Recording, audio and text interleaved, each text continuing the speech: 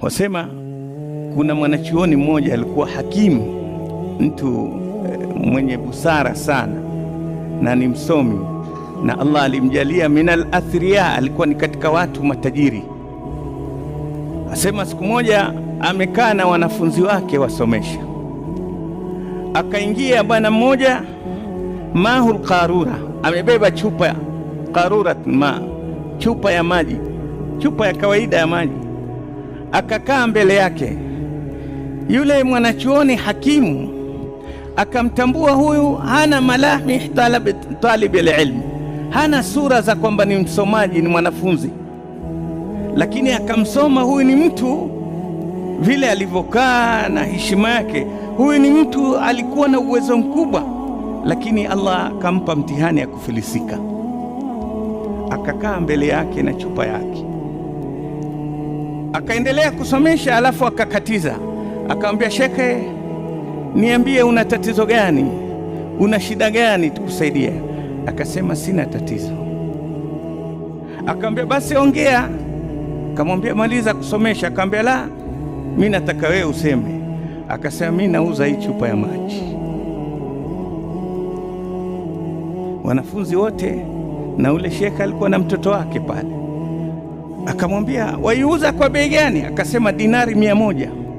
Chupa ya maji tu lita 300 au 500 ndogo.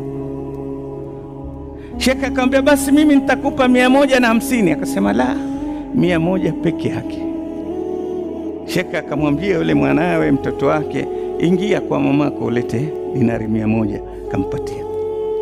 Baada ya kikao kile cha elimu kumalizika, yule shekhe akarudi, akaingia kupumzika kwake. Mtoto wake akanyemelea ile chupa, akaja akaishika, akaiangalia vizuri, akachunguza, akaona ni maji ya kawaida tu, maji ya kisima. Akasema huyu babangu aitwa hakimu, mtu ambaye intelligence, adanganywa atoa dinari 100 kwa maji ya kawaida haya. Akamsubiri kwa hamu. Babake alipoamka akamwambia, baba, leo hikma zako zote umetapeliwa leo. Kuna jamaa leo kwa ushapu wake amekutapeli. Kwa nini? Akaambia nimeangalia yale maji ni maji ya kawaida. Kwa hivyo vipi umenunua maji ya kawaida chupa ndogo kwa dinari 100? Akamwambia, mwanangu, umeangalia kwa jicho ukayaona ni maji ya kawaida, mimi nimeangalia kwa moyo nikaona ni maji ya uso ya yule bwana. Yule bwana ana matatizo, na nimejua kwamba ana deni, anadaiwa ile dinari 100, lakini hataki kumwaga maji yake ya uso haya. Hakuweza kuomba, akafanya utaratibu wa kuniuzia maji yake ya uso, sikununua maji ya kunywa. Kwa haya yake nimemtambua kwamba yule bwana ni mtu mwenye heshima zake, ulimwengu umembadilikia, kwa hivyo hawezi kuomba. Amekuja kwa lugha ya kuuza, lakini lengo lake ana matatizo. Wewe waangalia kwa macho, mimi naangalia kwa nini? Kwa moyo. Mtume sallallahu alaihi wasallam, mwanangu, asema man istataa an yanfaa falyanfa, yoyote ambaye anayeweza kunufaisha mwingine. Man istataa minkum an yanfaa akhahu, yule anayeweza kumnufaisha mwenzake, falyanfa, nafanye hivyo, asirudi nyuma katika kustiri.